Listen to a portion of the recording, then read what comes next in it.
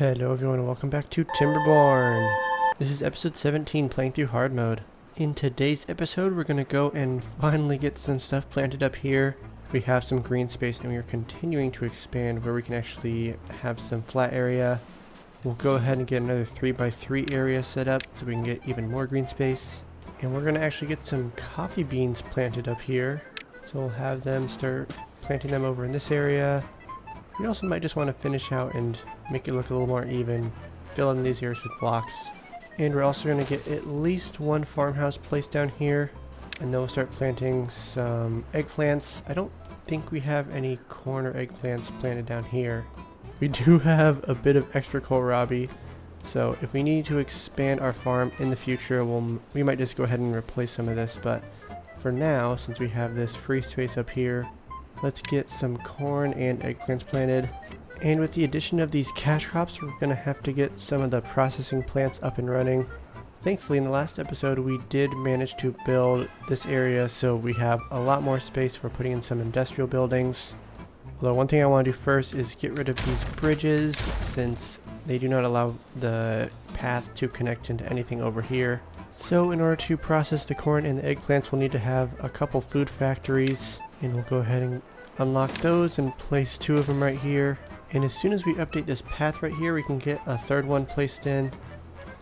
Since we did actually create a few extra hydroponic gardens, and right now we have both of these extra ones set to mushrooms. But we will want to switch them to algae soon.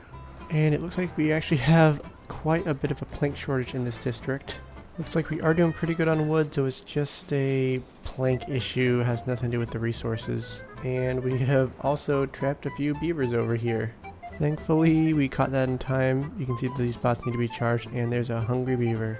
We'll get a couple more lumber mills set up. We'll make those a little bit higher on the priority list. That way we can actually make some planks. And since we have some available bots to work in here, we'll go ahead and switch both of these jobs to bots. And in the last episode, we also made a couple grease factories, but we were having a hard time producing enough grease, and it looks like we have actually gone up in grease a little bit. We have about 45 right now, and that requires canola oil, which we're doing great on, but we don't actually have any canola seeds, which means we should go ahead and plant some extra ones right along here. Looks like they finished building the first food factory. We can set this one to corn rations, and then we'll set the other one to eggplant rations. So this only requires corn, and I think that this also requires canola oil, which I think we will be running short on since we have been working on getting a lot of grease set up. But for now we can pause this since we don't have any fully matured crops yet. And since it looks like all of the kohlrabi over here is not being touched, we're going to get rid of at least half of it. We'll start placing some more canola plants down. And then after we get the water dump placed here and we have some more green space, we can go ahead and get some more canola plants placed up here as well.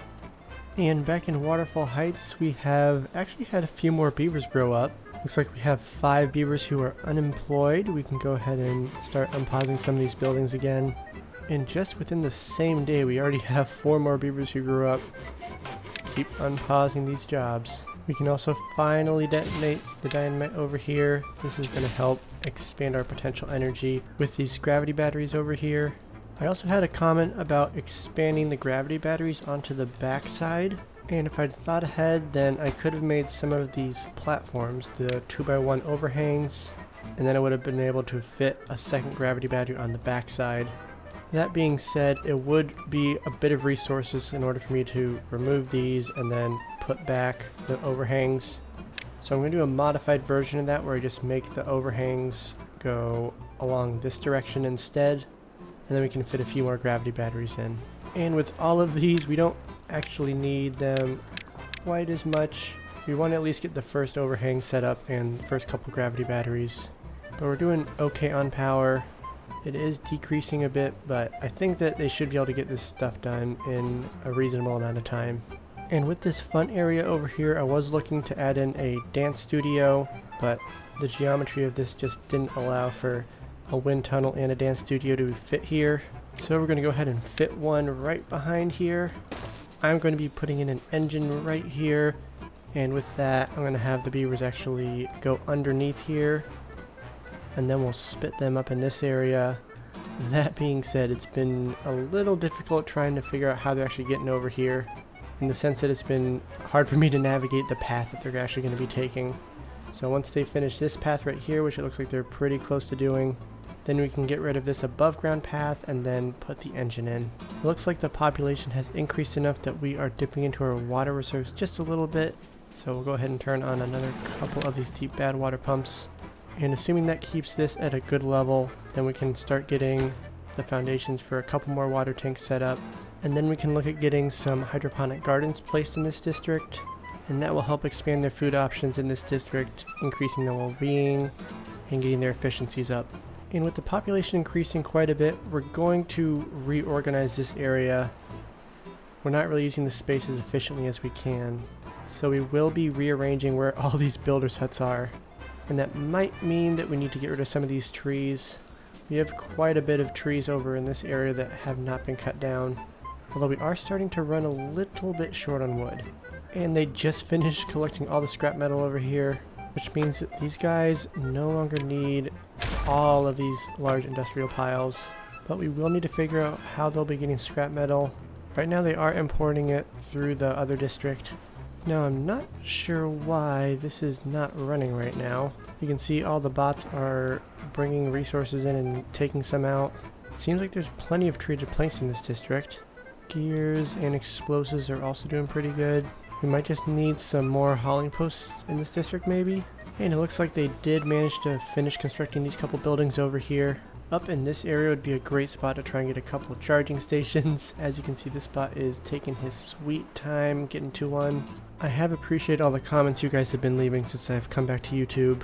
And one of the ones I saw is that it's more efficient to place a single water wheel and then put some blocks on the side to funnel all the water through. In this case it would be bad water, but we're going to go ahead and try that out. We can also plant some more canola seeds while we're waiting on some of these crops to grow up. The corn is getting pretty dang close. We're about a day away. And then the eggplants are a few days away. But we have these two sets of beavers on standby. As soon as those crops grow up, they'll get to start processing them. We are going to go ahead and switch this centrifuge to iron bots, since we are running a little bit low on extract. With the increase in bots in this district, these chargers are becoming more and more popular. We can fit in another couple. I am tempted to just place them right next to these ones, because if we place another couple somewhere else, it'd take quite a bit of infrastructure to get the power shafts to extend wherever we need them. And it looks like these two up here, or at least one of them is already being utilized. But we do have some of the corns finally growing up. And with some unemployed bots, we'll go ahead and switch this to bots. Planks are going back up, which is excellent news. I think we should look to give ourselves a little bit of a bigger buffer, so we'll make some more storage for planks up here. And this guy is just sitting on his butt. And I'm realizing that we actually have already maxed out our corn storage. So we'll continue expanding our storage upwards. So as soon as they build these, we'll have some storage for both raw corn and eggplants, as well as the eggplant and corn rations. And the coffee beans are starting to get ready, so we got to make sure we get a coffee shop, whatever it's called, ready. We can go ahead and squeeze that in right here. And per usual, we'll just switch to bots so it's working around the clock. And with all the new bots we have, grease is not really changing, so I think it's time we add in a third grease factory.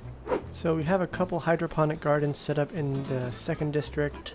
The one thing I am a little worried about is that when I make a mistake and end up flooding this area, the water funnels down here. And I don't want this hydroponic garden that's below deck to get flooded and then not work. So I have an emergency anti-flooding system. It's basically just a pit, and we'll just place some platforms on top of it. So any water that makes its way over here will just go down below and then slowly evaporate. And at this point we have a lot of unemployed beavers. We can go ahead and pause a few of these breeding pods. We'll let the population stable out for a little bit. And we can also go ahead and unpause a couple of these water pumpers, since we are still dropping a little bit in water reserves. One thing we can do to get ready for the next wet season is get some more water pumpers set up. And we can make that a seasonal job, so we'll have a bunch of them unpaused during the wet season, kind of like we do down here with this district. And it looks like we had the last water pumper reach his limit, so we can go ahead and pause that. If we raise that up a bunch, can we actually place some dynamite? Yes, we can. So now we're in a little bit of a race against time. We're going to try and lower this area and then also build up some platforms and get some more water pumpers set up. But they also have to have access to get down here, so we got to make some paths. And we'll continue to get some more water storages set up, but these will be a little bit lower on the priority list. It looks like these charging stations are pretty dang popular. I have been preparing to get another couple charging stations set up. Looks like we are finally starting to increase in pine resin, which means we can go ahead and unpause this second wood workshop, which has been waiting around forever. And it looks like we are doing pretty good on treated planks. These guys are up and running still. They have a decent amount of treated planks. Seems like there's enough resources to go around. And I am just realizing there's a second mine over here, but once again, it is below the bad water. So once we have harvested all of the scrap metal that's above ground, we will probably need to add a second mine over there.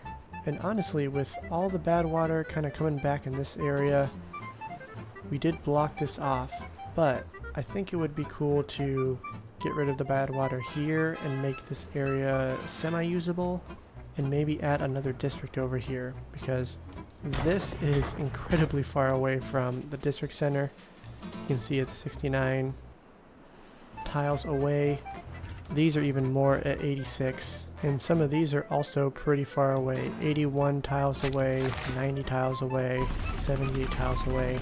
So while the beavers over here are working on getting these 4 new deep water pumps set up, we can also have the beavers of this other district work on getting this area flattened out a little bit.